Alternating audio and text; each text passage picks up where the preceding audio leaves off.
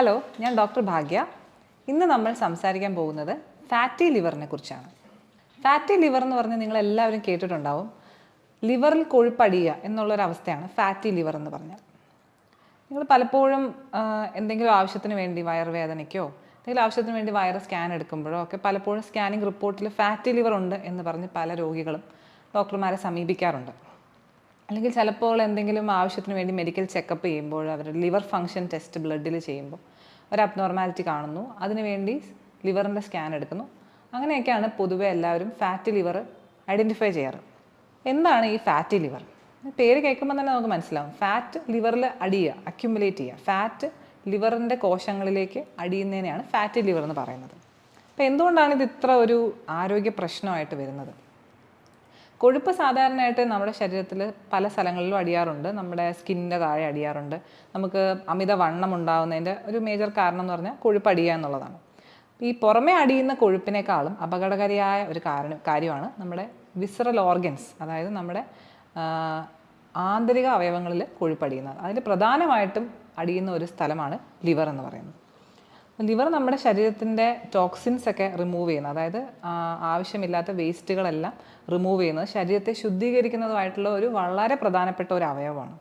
ലിവറിൻ്റെ ഒരു പ്രത്യേകത എന്ന് പറയുന്നത് അതിനൊരു റീജനറേറ്റീവ് കപ്പാസിറ്റി ഉണ്ട്. അതായത് ലിവറിൻ്റെ കോശങ്ങൾ നശിച്ചു പോയാലും അതിന് വീണ്ടും പുനരുജ്ജീവിച്ച് വരാൻ പറ്റുന്ന ഒരു റീജനറേറ്റീവ് കപ്പാസിറ്റി ഉള്ള ഒരു അവയവമാണ്. അതുകൊണ്ട് തന്നെ ലിവറിന് ഒരു ഒരു ഒരു ഒരു പരിധി വരെയൊക്കെ ഡാമേജ് ഉണ്ടായാലും അത് തിരിച്ച് പഴയതുപോലെ തിരിച്ചു വരും. പക്ഷേ ഒരു പരിധി കൂടുതൽ അതിന് കേടുപാട് സംഭവിച്ചു കഴിഞ്ഞാൽ നമുക്കത് തിരിച്ചു കൊണ്ടുവരാൻ പറ്റില്ല. പിന്നെ അവർക്ക് അങ്ങനെയുള്ള രോഗികൾക്ക് വളരെ സങ്കീർണമായ അവസ്ഥയായ സിറോസിസ് എന്ന് പറയുന്ന അല്ലെങ്കിൽ എൻ സ്റ്റേജ് ആയിട്ടുള്ള ഒരു ലിവർ ഡിസീസിലേക്ക് പോകാനൊക്കെ സാധ്യതയുണ്ട്. അപ്പോൾ ഫാറ്റി ലിവർ ഉണ്ടാകുമ്പോൾ ലിവറിൻ്റെ കോശങ്ങളിൽ കൊഴുപ്പടിഞ്ഞു കഴിയുമ്പോൾ ആദ്യത്തെ കുറച്ച് നാളൊക്കെ ലിവറിൻ്റെ കോശങ്ങൾ അങ്ങനെ റീജനറേറ്റ് ചെയ്യുകയും പിടിച്ചു നിൽക്കുകയൊക്കെ ചെയ്യും. അപ്പോൾ ആ സമയത്ത് രോഗിക്ക് യാതൊരുവിധ ലക്ഷണങ്ങളും ഉണ്ടാവില്ല. ആ സമയത്താണ് നമ്മൾ വെറുതെ വേറെ എന്തെങ്കിലും കാര്യത്തിന് സ്കാൻ എടുക്കുമ്പോഴോ ബ്ലഡ് ടെസ്റ്റ് ചെയ്യുമ്പോഴോ ഒക്കെ നമുക്ക് ഫാറ്റി ലിവർ കണ്ടുപിടിക്കുന്നത്. അത് ഫാറ്റി ലിവർ കൊണ്ടുള്ള ഒരു രോഗലക്ഷണങ്ങളും രോഗിക്ക് ഉണ്ടാകത്തില്ല. പക്ഷെ കുറച്ചും കൂടെ കഴിയുമ്പോൾ ലിവറിൻ്റെ കോശങ്ങളൊക്കെ പതിയെ പതിയെ നശിക്കാൻ തുടങ്ങുമ്പോൾ കോശങ്ങളുടെ അകത്തിരിക്കേണ്ട ചില എൻസൈംസ് ഒക്കെ ബ്ലഡിലേക്കൊക്കെ വരാൻ തുടങ്ങും. അപ്പോഴാണ് ആ രോഗിക്ക് ലിവർ ഫങ്ഷൻ ടെസ്റ്റുകളിലൊക്കെ അബ്നോർമാലിറ്റി ഉണ്ടാകുന്നത്. അതിൻ്റെ AST, ALT അങ്ങനെയുള്ള ചില ലിവർ ഫങ്ഷൻ ടെസ്റ്റിലുള്ള ബ്ലഡിലുള്ള ചേഞ്ചസ് തുടങ്ങും. പക്ഷെ അങ്ങനെയുള്ള സ്റ്റേജിൽ പോലും നമുക്ക് കംപ്ലീറ്റ് ആയിട്ട് ഇതിനെ റിവേഴ്സ് ചെയ്യാൻ പറ്റും. കാരണം ഈ ലിവറിൻ്റെ കുറേ കോശങ്ങളൊക്കെ നശിക്കുന്നുണ്ടെങ്കിൽ പോലും അതിനൊക്കെ തിരിച്ച് വളരാനുള്ള സാഹചര്യമുണ്ട്. അപ്പോഴും മിക്ക രോഗികൾക്കും ഇതിന് യാതൊരു ലക്ഷണവും ഉണ്ടാവില്ല. ലിവർ ഫങ്ഷൻ ടെസ്റ്റുകളിൽ ഈ AST, ALT കൂടിയിരിക്കും എന്ന് മാത്രമേ ഉള്ളൂ, വേറെ ഒരു ലക്ഷണങ്ങളും ഉണ്ടാവില്ല. പക്ഷേ ഇതൊക്കെ കുറേ കാലം, ഒരു വർഷങ്ങളോളം ഇങ്ങനെ ചികിത്സിക്കാതെ പോയി വരുമ്പോഴാണ് ലിവറിൻ്റെ ഒരുപാട് കോശങ്ങൾ നശിച്ച് പോയി കഴിയുമ്പോൾ അതിന് തിരിച്ച് റീജനറേറ്റ് ചെയ്യാനുള്ള കഴിവിനെ അതിനേക്കാൾ ഉപരിയായിട്ട് അതിന് കോശങ്ങൾ നശിച്ച് കഴിയുമ്പോൾ പിന്നെ അവിടെ ഫൈബ്രോസിസ് എന്ന് പറയുന്ന അവസ്ഥ ഉണ്ടാവും. അപ്പോൾ പിന്നെ ലിവറിന് തിരിച്ച് റീജനറേറ്റ് ചെയ്യാൻ പറ്റില്ല. ലിവറിൻ്റെ പ്രവർത്തനം വളരെയധികം കുറഞ്ഞു വരികയും സിറോസിസ് എന്ന് പറയുന്ന അവസ്ഥയിലേക്ക് പോവുകയും ചെയ്യും. അതാണ് ഈ ഫാറ്റി ലിവർ ഉണ്ടാകുന്നതിൻ്റെ ഒരു ഏറ്റവും വലിയ റിസ്ക്, അല്ലെങ്കിൽ നമ്മളെ ഭയപ്പെടുത്തുന്ന ഒരു ഫാക്ടർ എന്ന് പറയുന്നത്. അത് പക്ഷേ കുറേ വർഷങ്ങൾ കൊണ്ടുണ്ടാകുന്ന ഒരു ചേഞ്ച് ആണെങ്കിൽ പോലും അത് നമ്മൾ ഏർലി സ്റ്റേജിൽ നമ്മൾ കണ്ടുപിടിച്ച് അതിനെതിരെയുള്ള പ്രതിരോധങ്ങൾ ചെയ്യുവാണെങ്കിൽ നമുക്ക് പ്രിവെൻറ്റ് ചെയ്യാൻ പറ്റുന്ന ഒരു കോംപ്ലിക്കേഷനാണ്. ഇതല്ലാതെ തന്നെ ഈ ഫാറ്റി ലിവർ ഉള്ളവർക്ക് ഹാർട്ട് ഡിസീസ് ഉണ്ടാവാനും ഹാർട്ട് അറ്റാക്ക്, സ്ട്രോക്ക് ഒക്കെ ഉണ്ടാവാനുള്ള റിസ്ക്കുകളും വളരെ കൂടുതലാണ്. അപ്പോൾ പൊതുവെ ഫാറ്റി ലിവർ എന്ന് പറയുന്നത് ഒരു ലാഘവത്തോടുകൂടി കാണേണ്ട ഒരു കാര്യമല്ല. കാരണം അത് നമുക്ക് റിവേഴ്സ് ചെയ്യാൻ പറ്റുന്ന ഒരു കാര്യം തന്നെയാണ്. അപ്പം എന്തൊക്കെയാണ് ഫാറ്റി ലിവർ ഉണ്ടാവാനുള്ള കാരണങ്ങൾ? അപ്പം പ്രാഥമികമായിട്ട് നമ്മുടെ ഒരു സൊസൈറ്റിയിൽ നമ്മൾ പൊതുവെ കാണുന്നത് ഏറ്റവും കൂടുതൽ ലിവർ ഡിസീസ് കാണുന്നത് ആർക്കാണെന്ന് ചോദിച്ചാൽ മദ്യപാനികൾക്കാണ്. നമുക്ക് എപ്പോഴും കാണുമ്പോൾ തന്നെ മനസ്സിലാവും മദ്യപാനമാണ് ഈ ലിവർ ഡിസീസിൻ്റെ പ്രൈമറി കോസ് നമ്മുടെ സമൂഹത്തിൽ. അപ്പോൾ ഈ ഫാറ്റി ലിവറിൻ്റെയും പ്രൈമറി കോസ് മദ്യപാനം തന്നെയാണ്. ആൽക്കഹോൾ എന്ന് പറയുന്നത് ഒരു ലിവറിനുള്ളൊരു ടോക്സിനാണ്. അപ്പോൾ അതിൻ്റെ ആദ്യത്തെ സ്റ്റേജിൽ ലിവർ ആദ്യമേ തന്നെ ഫാറ്റി ആയിട്ടുള്ള ചേഞ്ചസ് ആണ് ലിവറിൽ ഉണ്ടാകുന്നത്. ഇപ്പോൾ ഫാറ്റി ലിവർ മദ്യപാനികൾക്ക് കോമൺ ആയിട്ട് കാണുന്നൊരു സാധനമാണ്. പക്ഷേ മദ്യപിക്കാത്ത ആൾക്കാർക്ക് തന്നെ വളരെ അധികം ഈയിടെയായിട്ട് ഇപ്പോഴത്തെ ഒരു നമ്മുടെ മാറിയ ഒരു ജീവിതശൈലിയിൽ നമ്മൾ കാണുന്നുണ്ട് മദ്യപിക്കാത്ത ആൾക്കാർക്ക്, അതുപോലെ തന്നെ പ്രത്യേകിച്ചും കൂടുതലായിട്ടും പെണ്ണുങ്ങൾക്കും ഒക്കെ ഫാറ്റി ലിവർ കാണുന്നുണ്ട്. അപ്പോൾ അതിൻ്റെ കാരണം മെയിനായിട്ടും നമ്മൾ അമിതവണ്ണം അല്ലെങ്കിൽ ഒബെസിറ്റി, അതായത് അമിതവണ്ണം അതിൻ്റെ ഒരു പ്രൈമറി കോസാണ്. നമ്മൾ ഫാറ്റി ലിവർ മദ്യപാനം ഇല്ലാത്തവർക്ക് വരുമ്പോൾ അതിനെ non alcoholic fatty liver disease എന്നാണ് പറയുന്നത്. അപ്പം മദ്യപിക്കാത്തവർക്ക് ഫാറ്റി ലിവർ വരുന്നതിൽ ഒരു 70% ആൾക്കാരും അമിതവണ്ണം ഉള്ളവരായിരിക്കും എന്നാണ് പഠനങ്ങൾ തെളിയിക്കുന്നത്. അപ്പം നമുക്ക് തന്നെ ആലോചിച്ചാൽ അറിയാം, നമ്മുടെ ശരീരത്തിൽ നമുക്ക് ആവശ്യമായിട്ടുള്ളതിനധികം നമ്മൾ എനർജി അല്ലെങ്കിൽ കാലോറീസ് നമ്മൾ ഉപയോഗിക്കുകയാണെങ്കിൽ, കാലോറീസ് അല്ലെങ്കിൽ എനർജി എന്ന് പറയുന്നത് നമ്മുടെ ഭക്ഷണത്തിൽ കൂടെ കിട്ടുന്നത് നമുക്ക് ഉപയോഗിക്കാൻ വേണ്ടിയുള്ളതാണ്. നമ്മൾ അത് അത്രയും ഉപയോഗിക്കുന്നില്ല എന്നുണ്ടെങ്കിൽ, അതായത് നമ്മൾ ഓടുകയും ചാടുകയും ഫിസിക്കൽ ആക്ടിവിറ്റിയോട് ഉപയോഗിക്കുന്നില്ല എന്നുണ്ടെങ്കിൽ, ആ എക്സസ് ആയിട്ട് വരുന്ന എനർജി നമ്മുടെ ബോഡി ഡെഫിനറ്റ് ആയിട്ടും ഫാറ്റായിട്ട് മാറ്റി അത് എവിടെയെങ്കിലുമൊക്കെ സേവ് ചെയ്ത് വെക്കും, ഒരു ഭാവിയിലേക്ക് ഉപയോഗിക്കാം എന്നുള്ള രീതിയിൽ. അപ്പം അങ്ങനെ ഫാറ്റായിട്ട് സേവ് ചെയ്ത് വെക്കുന്നത് പൊതുവെ എല്ലാവർക്കും അമിതവണ്ണം ഉണ്ടാക്കും. അതേ സംഭവം തന്നെയാണ് ഈ ലിവറിലും സ്റ്റോർ ചെയ്ത് വെക്കുന്നത്. അപ്പോൾ അമിതവണ്ണം ഉള്ളവർക്ക് ഉറപ്പായിട്ടും ഫാറ്റി ലിവർ ഉണ്ടാകാനുള്ള സാധ്യത വളരെ കൂടുതലാണ്.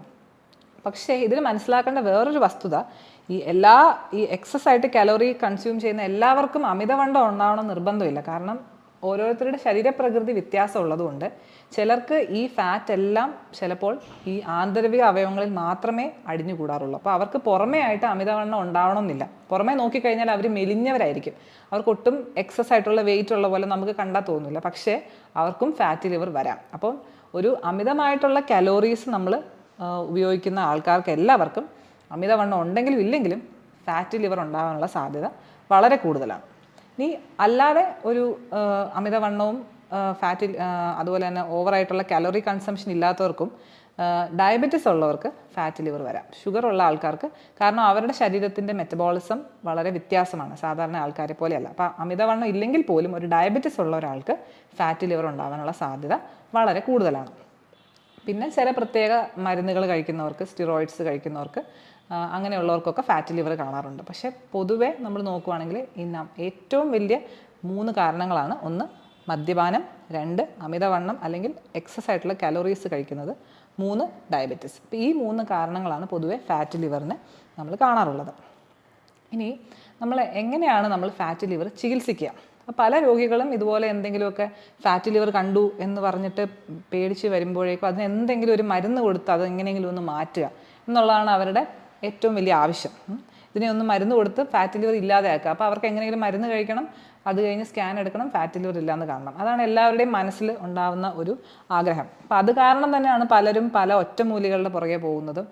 ഏതെങ്കിലും ഒരു മരുന്ന്, ഒരു ഒറ്റമൂലി കഴിച്ചാൽ ഉടനെ ഫാറ്റി ലിവർ മാറും എന്നൊക്കെ പലരും പരസ്യം ചെയ്യാറുണ്ട്. അതിന് പിന്നിൽ പോയ ആൾക്കാർ ഒരുപാട് പൈസയും ആരോഗ്യമൊക്കെ കളയാറുണ്ട്.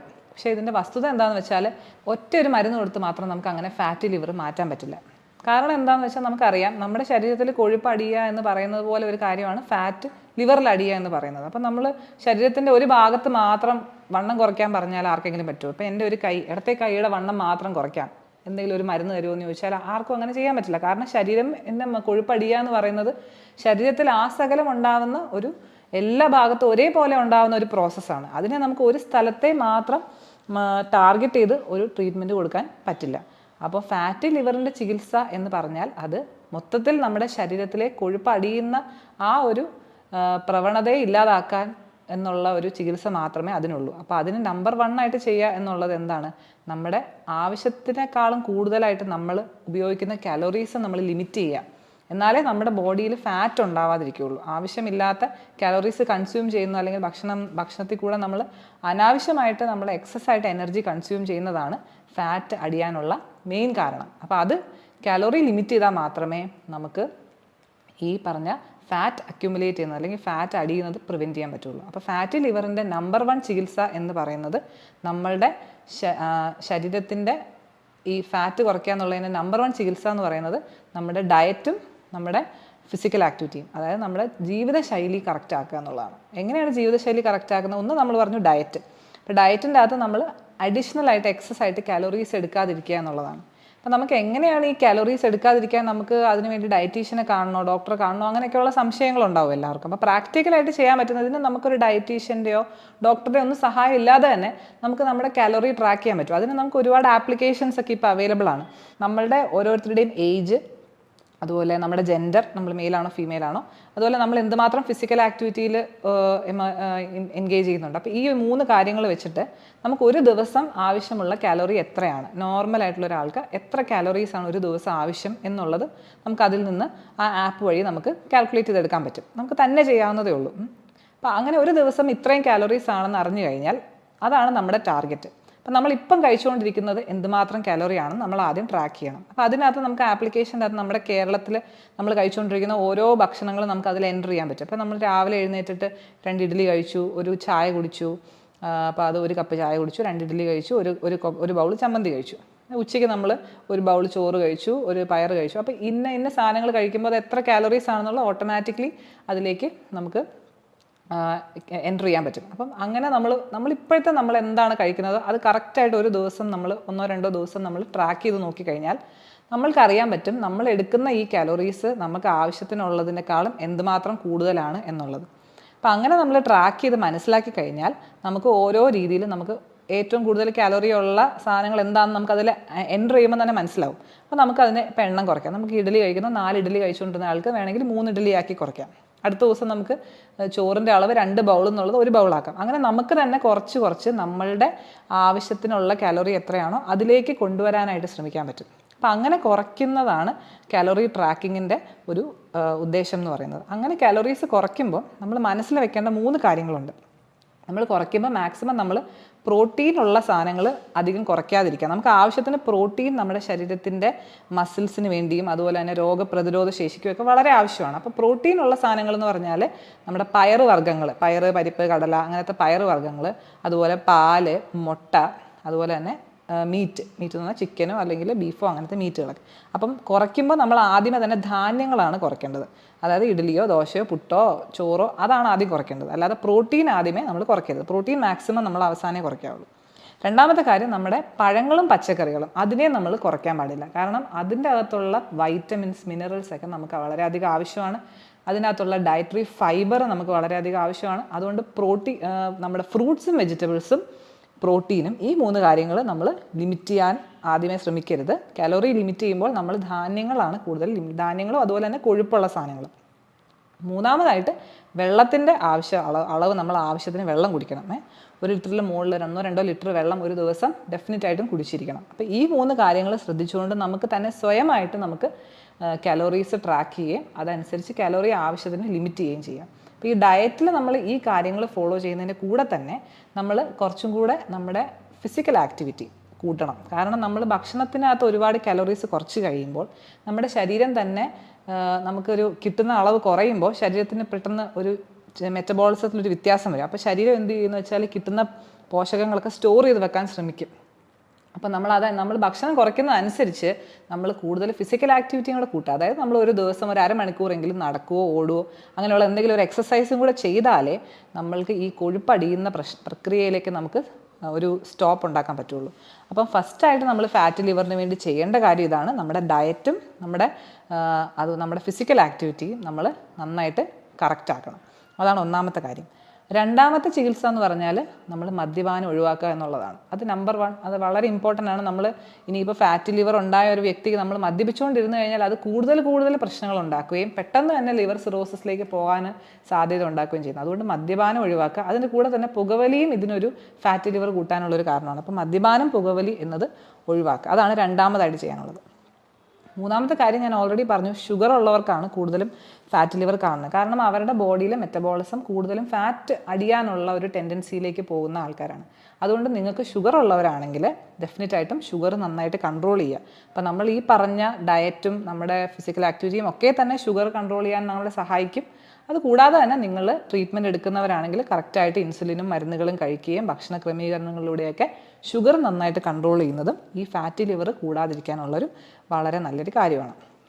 പിന്നെ നമുക്ക് അമിതമായിട്ട് കൊളസ്ട്രോൾ ഉള്ള ആൾക്കാരാണെങ്കിൽ, പ്രത്യേകിച്ചും LDL കൊളസ്ട്രോളൊക്കെ 190-ന് മുകളിലൊക്കെ ഉള്ള ആൾക്കാരാണെങ്കിൽ ഡെഫിനറ്റായിട്ട് ഒരു ഡോക്ടറുടെ നിർദ്ദേശത്തിനോട് കൂടെ തന്നെ നിങ്ങൾ കൊളസ്ട്രോൾ കുറയ്ക്കാനുള്ള മെഡിക്കേഷൻ എടുക്കുന്നതും ഇതിന് സഹായകരമാണ്.